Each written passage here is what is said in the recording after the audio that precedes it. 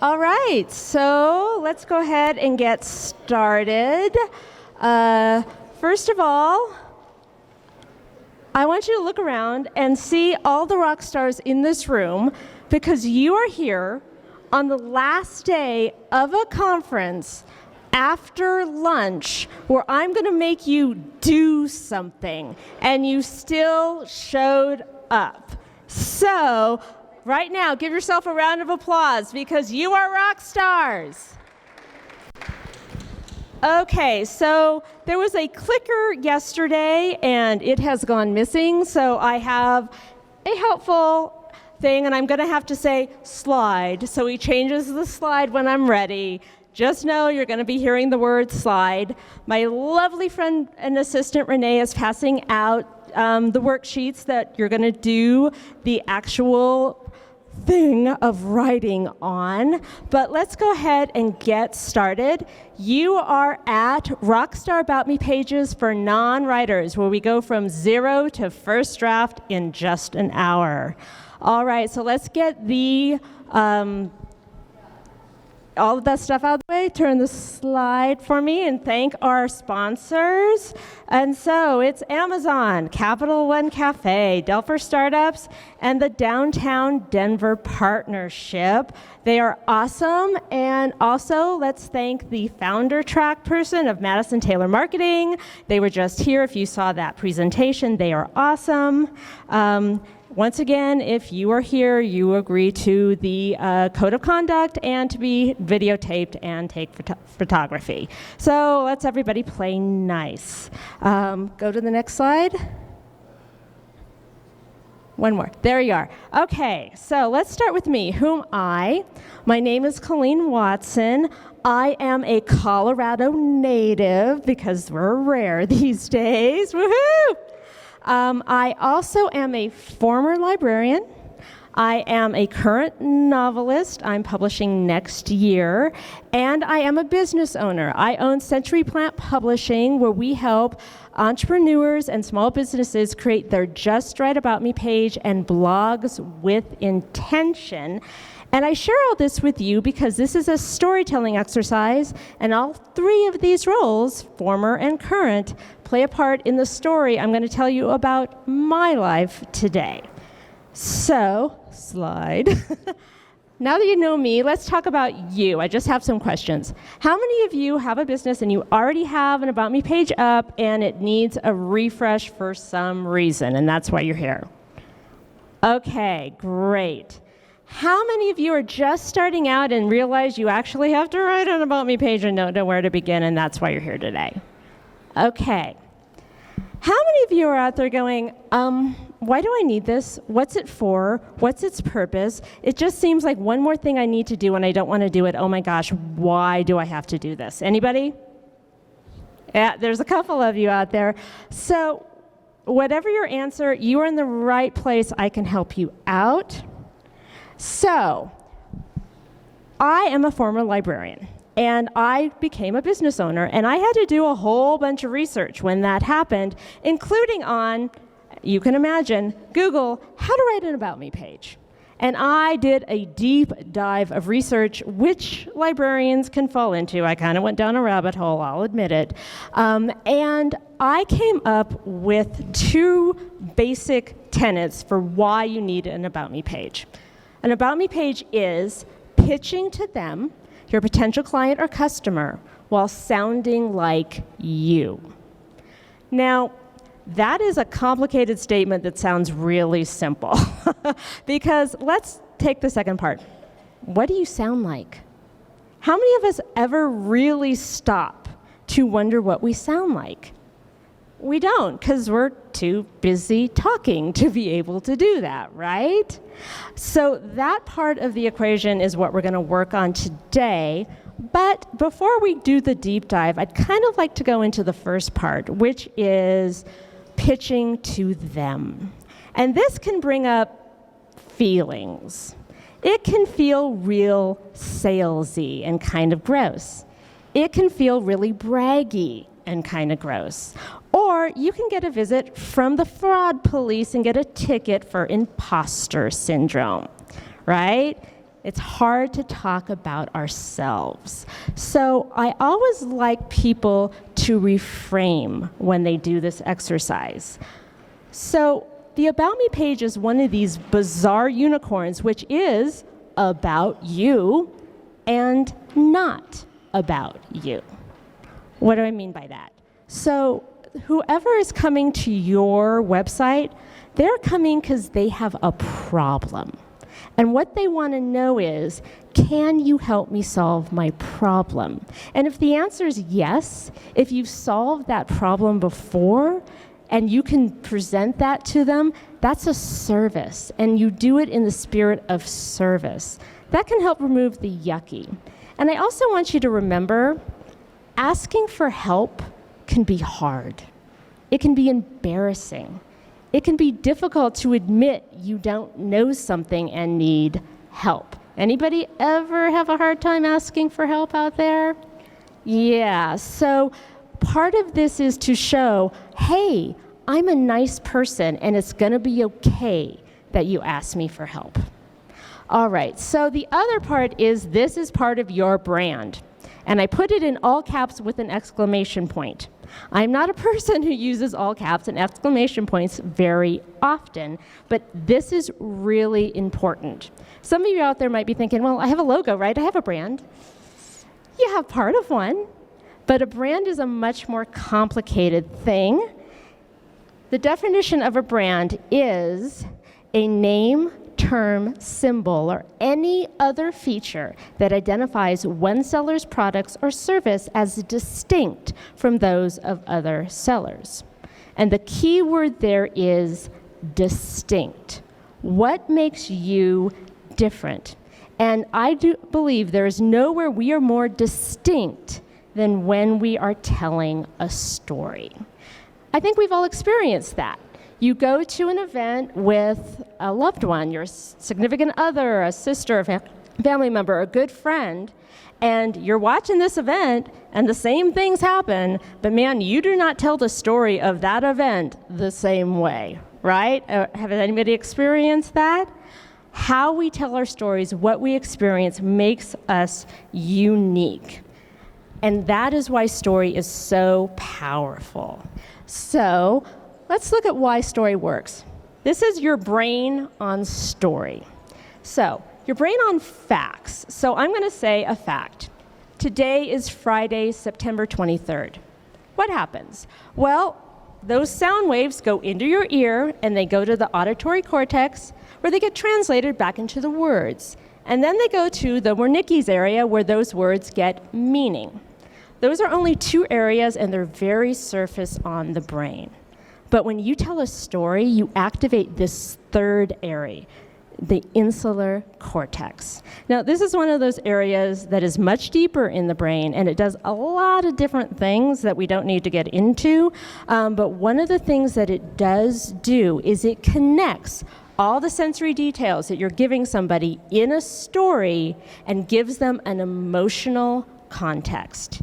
And anybody who's ever been in sales knows people buy based on emotions. That's why businesses use stories, because it's a direct line into people's emotions. All right, so great.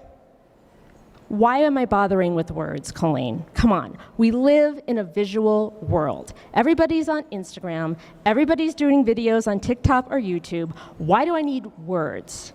And I say that in this world, so visual, we need words more than ever. So I found this statistic, and I thought it was a little staggering. So in 1960, we took 3 billion pictures. In 2020, that was 1.4 trillion. That's trillion with a T, people.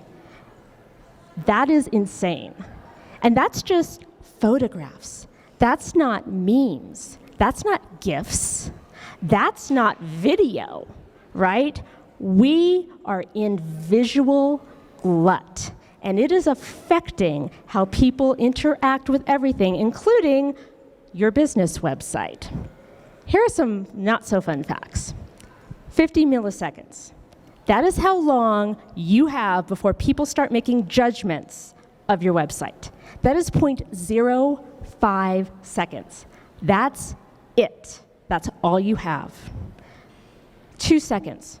47% of people want your website to download in 2 seconds. Have we gotten a little impatient, do you think? And then, of course, it has to do that across 3 devices: phone, tablet, lap, or desktop, right? You need to have your visuals set. You need to have your technology working. So I get it. By the time you get to the About Me page, you're like, really? I've just spent all this time and effort on figuring out the visuals and the colors and the pictures and everything, and now I have to do words? Well, hate to tell you this, but yes, because the next place 52% of your visitors are going to go, that's over half, is to your About Me page. And this is where you really have a chance to shine, because reading is slow. Reading takes time. It does not matter how fast they move through your pictures. People do not read faster than they read.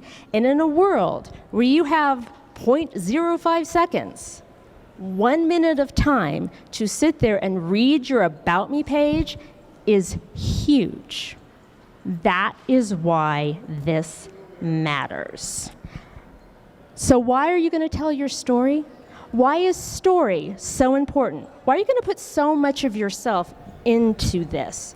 One simple reason. Other people have your skills. Nobody has your story. Your story is part of that unique value that you bring to your business every single day. Okay? So, I just threw a lot of stuff at you. How we doing? Does anybody have questions? Okay, I'm seeing no hands. Now it's time to start telling stories. Are you ready?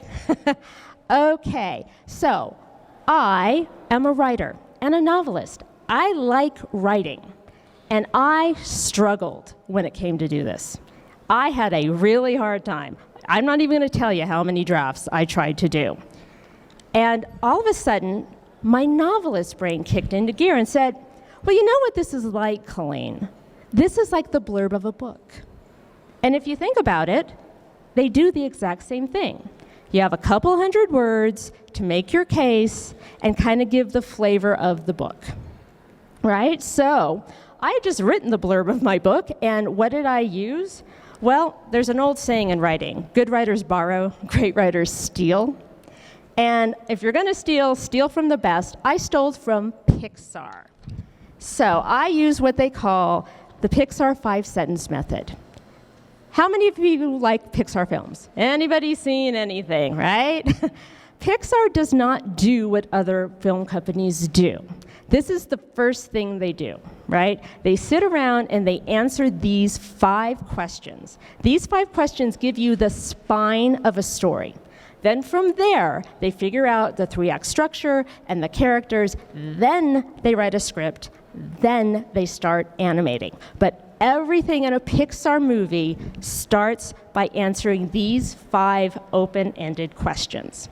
So I'm going to explain to you how they work, how they all work together, and I'm going to use an example, and you're going to find out something about me right now, which is I like musical theater. If you don't, I'm really sorry, but this is such a great example, I'm going to use it anyway, and I promise I won't sing. So the example I'm going to use is from Fiddler on the Roof. And I use Fiddler because the songs work so perfectly in this. So we have 5 sentences. Once upon a time. Isn't that so friendly? Like, nothing scary about that. Blank. Every day. Blank. One day.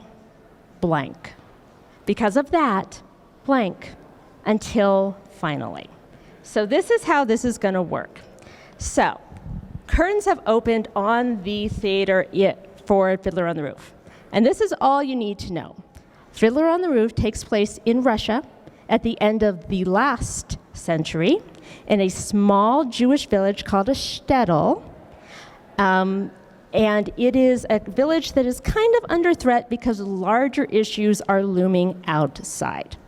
That's all you need to know. So the curtains open. We haven't been in this musical a minute when the first song comes on. And this is the Once Upon a Time song. It's called Tradition.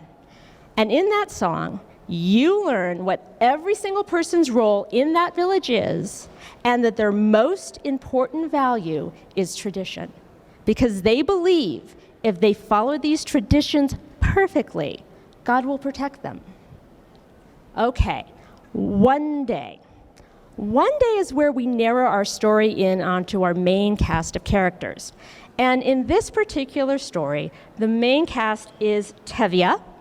Tevye is the local milkman, and Tevye has 5, count them, 5 daughters.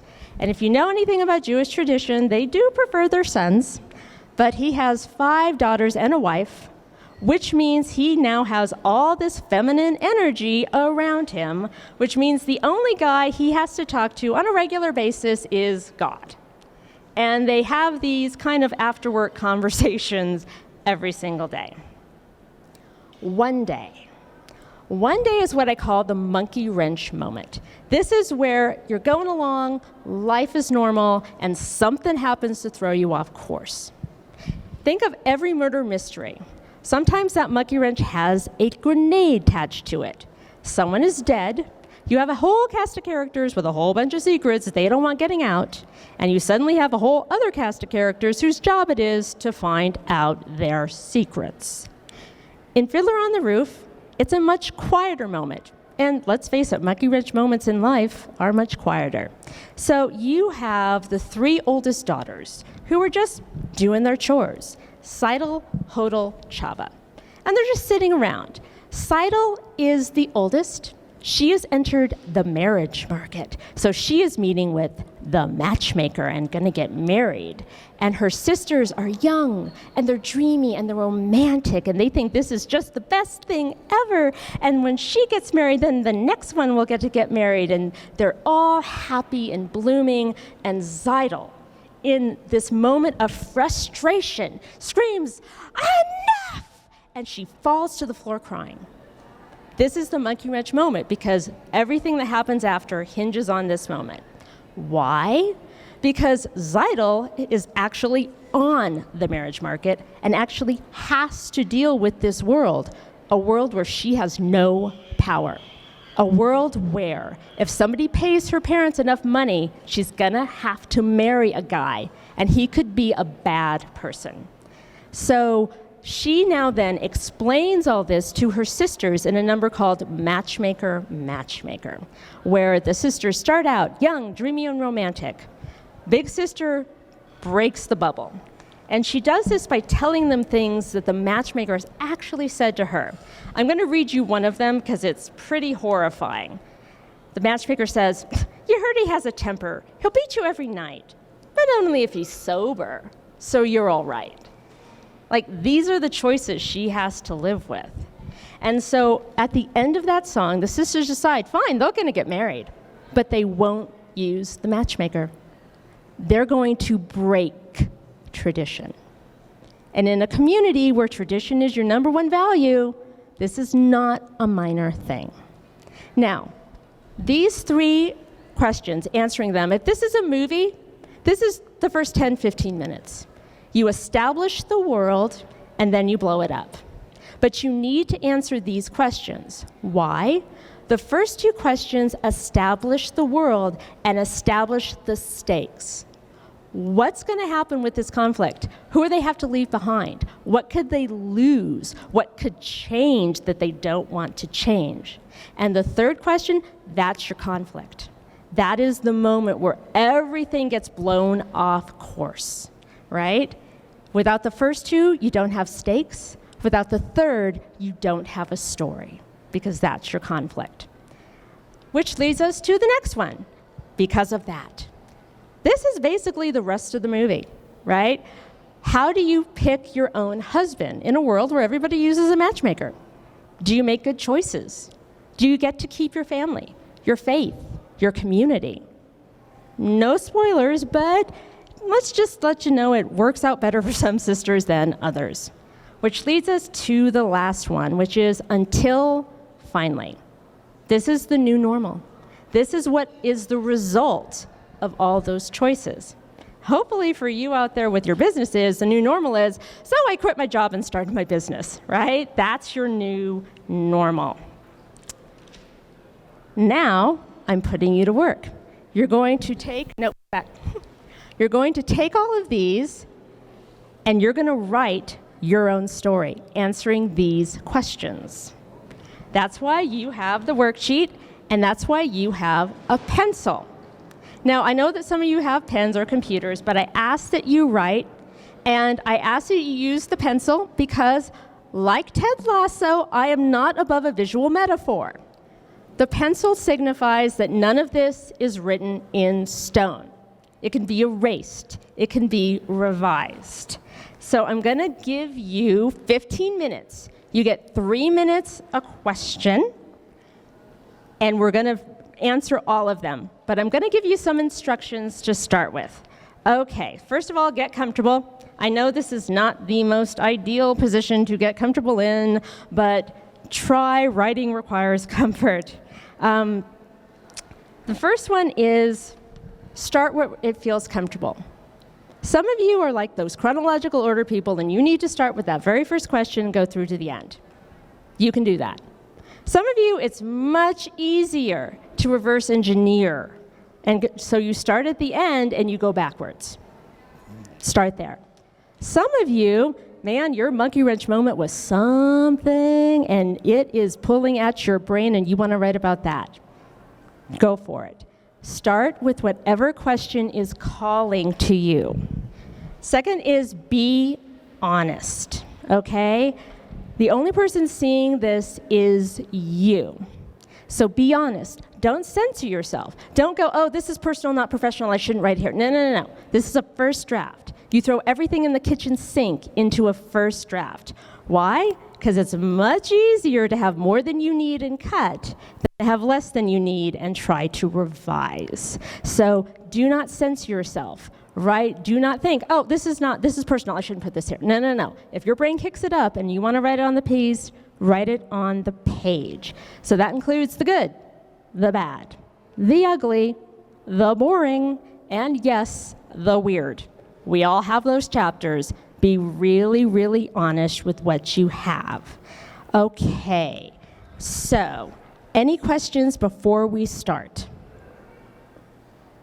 Okay, final point. Some of you might be having a deer in the headlights moment because your mind just went blank at the thought of, oh my God, I have to put words on a page. What do you mean I have to put words on a page? I have to write. I'm not a writer. Oh my God, I just want to go and do what I do. I don't want to have to write stuff. I understand. It's okay.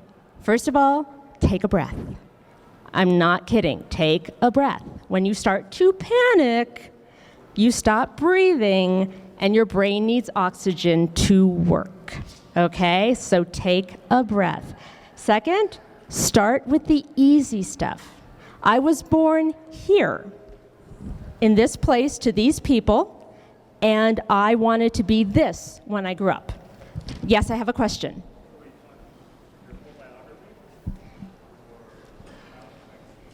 If your whole biography comes up, write it down. Write whatever comes into your mind. Don't censor yourself. And if you think starting back with, oh my gosh, when I was 12, I had a paper route is too far back, it's not. Start with everything. All right, so I'm going to set my phone. You get 3 minutes a question. I will give you a 30-second warning. For those of you who do not have worksheets, raise your hand. We can get them out to you. They're right over here, so please come get them. And a pencil. Anybody need them? Please come down and get them. Yeah, that would be good. Yeah. So, okay, we have people coming down.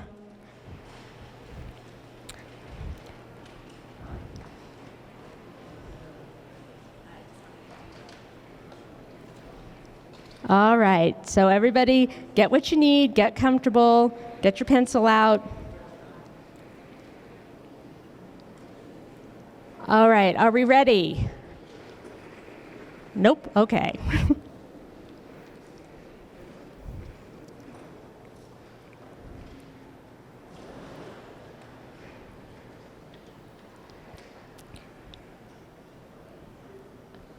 Okay, I'll let the last gentleman get a seat and we'll get started. All right. And we have 3 minutes on the clock. Let's get writing.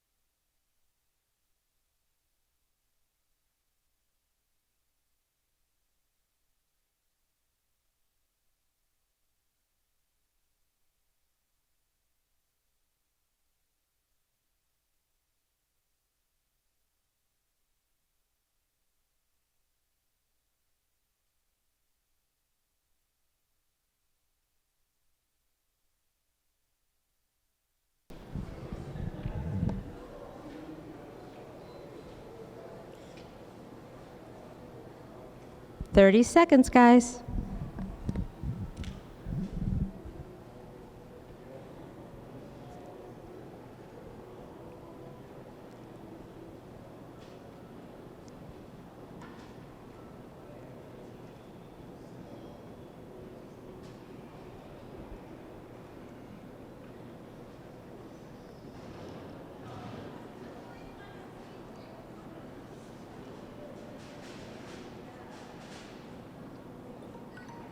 Okay, so move on to the next sentence, whichever one gets you going. If you need to jump around a little bit, that's okay. We don't need to do this in chronological order. Go to the next one that's calling you, and we're going to start now.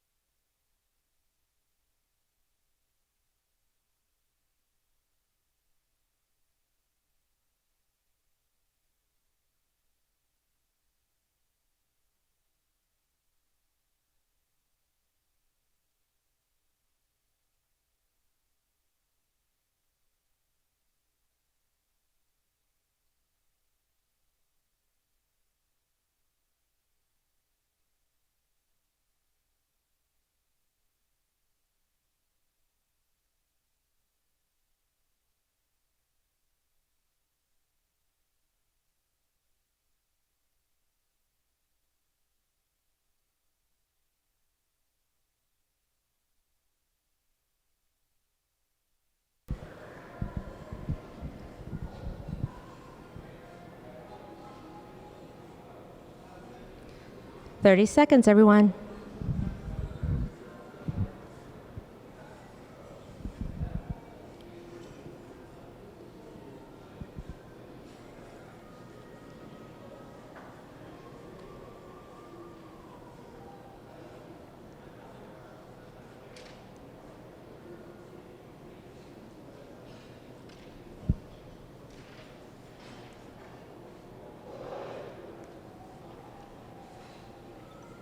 All right.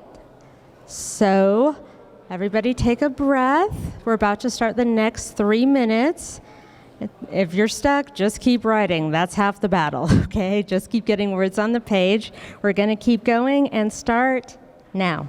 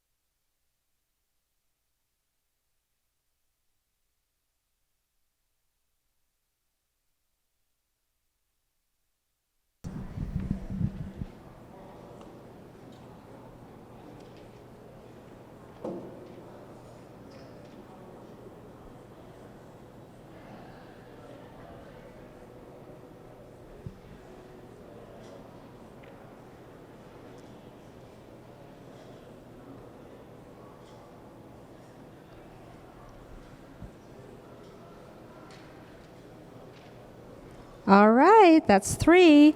You guys are doing great. We're over the halfway point already. So get comfortable, do a little wiggle, and then let's settle in to do the next set. We'll start now.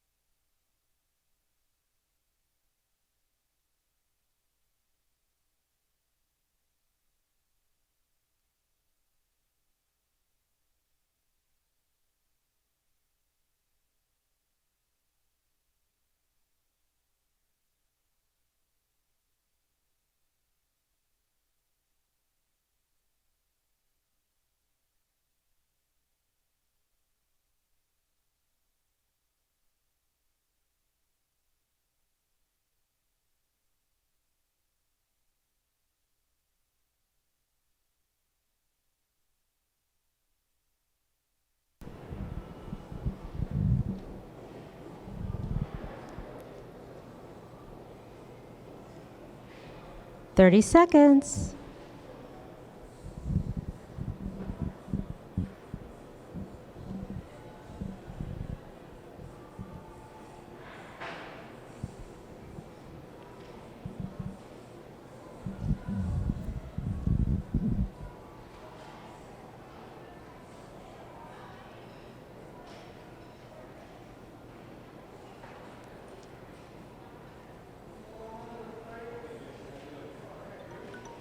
All right, we're in the home stretch. Guys, you're almost done.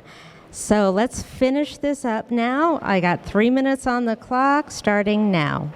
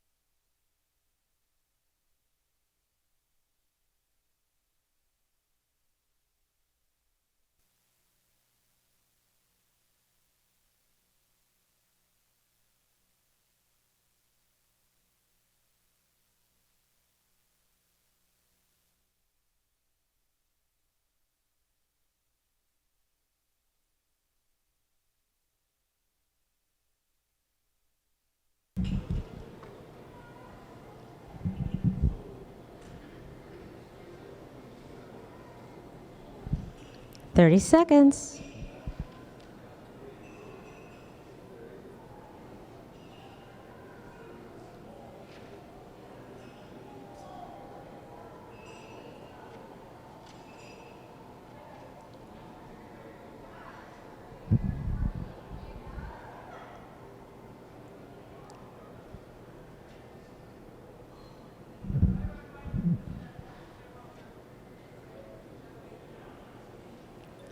All right, let's bring it back. All right, first question, did everybody get at least something written down? Yeah? All right, give yourself a round of applause. You officially have a first draft. Woo! Okay, so because this is also a networking event, and I believe in networking, I want you to find someone to talk to and just review it. How'd it go? What went well? What surprised you? What didn't go well? I'll give you about 7 minutes to just chat. Talk to somebody, okay?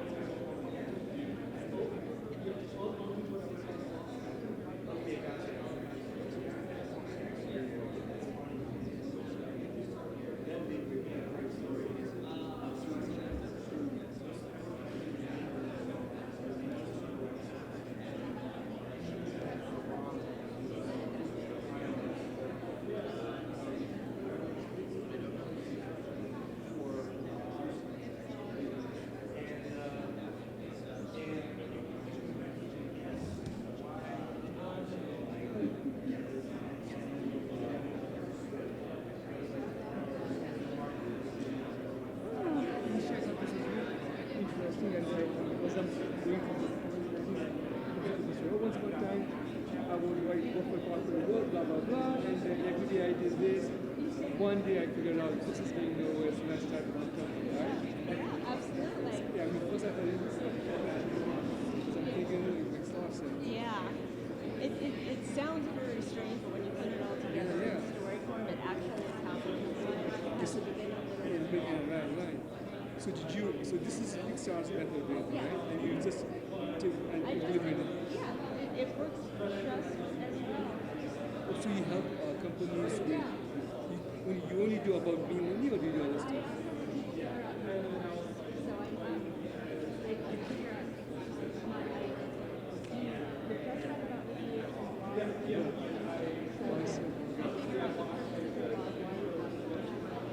And your personality will come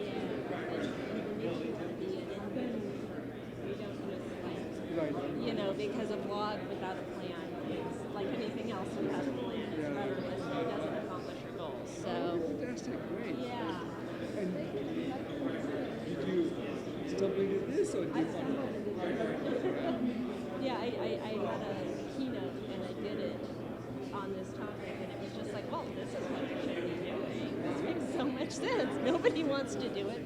Everybody needs help doing it. I mean, we had a good turnout the last day of the conference. especially after I was just like, it's really easy to blow things off.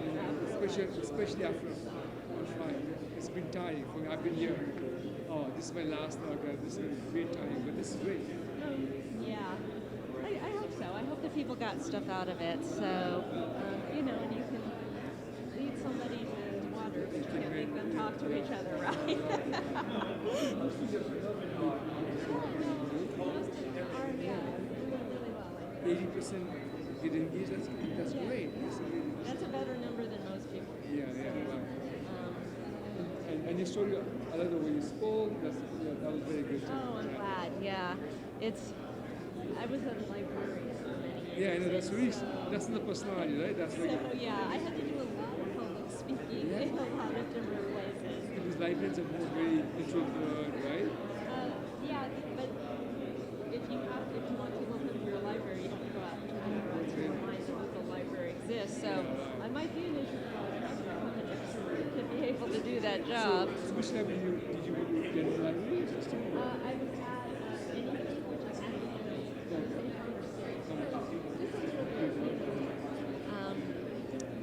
so we're almost back. So.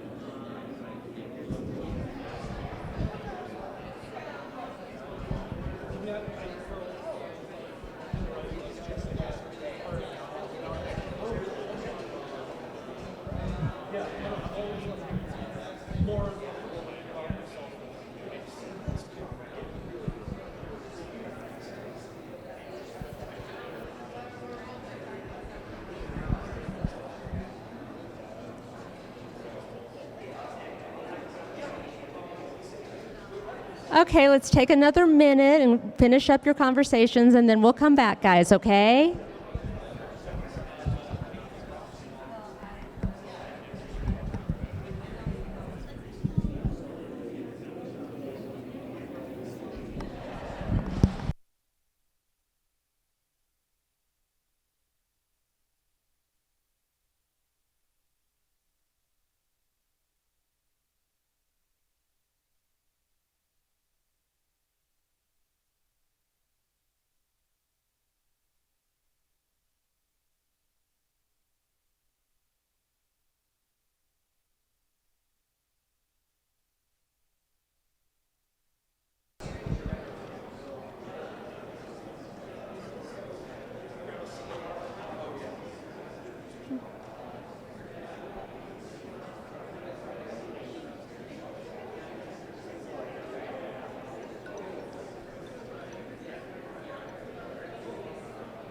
All right, everybody, let's come back to center. Can I get you back?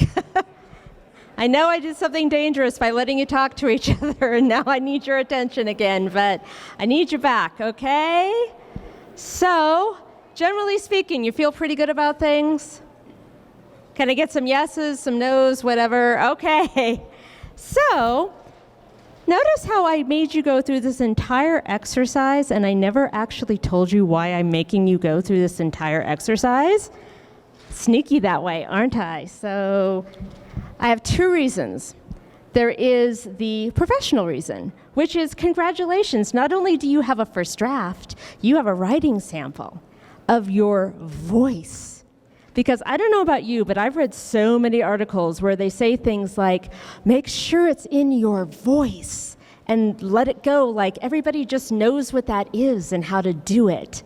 I know it's not that easy, right? So now, because I forced you to write very quickly and not use a lot of jargon and not overthink, you actually have a writing sample that sounds like you.